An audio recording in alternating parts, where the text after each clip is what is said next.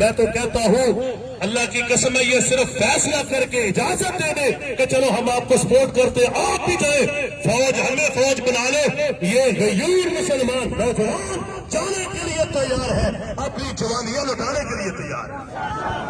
یہ اللہ کے فضل و کرم سے جانے کے لیے نعرہ تکبیر، فلسطینیوں سے رشتہ کیا، اسرائیل کا ایک علاج،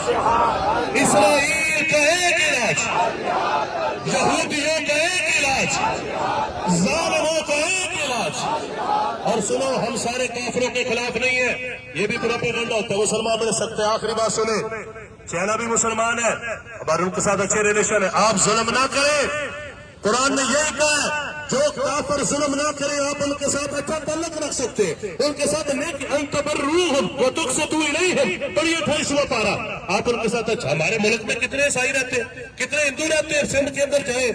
پرامن رہتے ہیں، ان کو پورا حق حاصل ہے، تو کیا ہمارے مسلمانوں پہ ظلم کیے جاتے ہیں؟ ہمارے مسلمانوں کو مارا جاتا ہے، ہماری مسجدوں کو گرایا جاتا ہے، کبھی بابری مسجد گرا دی، کبھی مسجد اقصی پہ قبضہ کر لیا، تو یہ ہمارے ایمان کی کمزوری ہے، ورنہ میرے اللہ کی طاقتیں وہی ہے، یہ ہمارے بدعمالیوں کی وجہ سے میرے بھائیوں آج ہم پر وہ مسلط ہے۔ انشاءاللہ ہم تہیہ کریں گے، ہم اپنے عقائد، اپنے اعمال، اپنے اخلاق کی بھی اصلاح کریں گے، اور انشاءاللہ ہم اپنے اللہ سے مدد بھی مانگیں گے، ہم دعائیں بھی کریں گے، اور ہم ہر وقت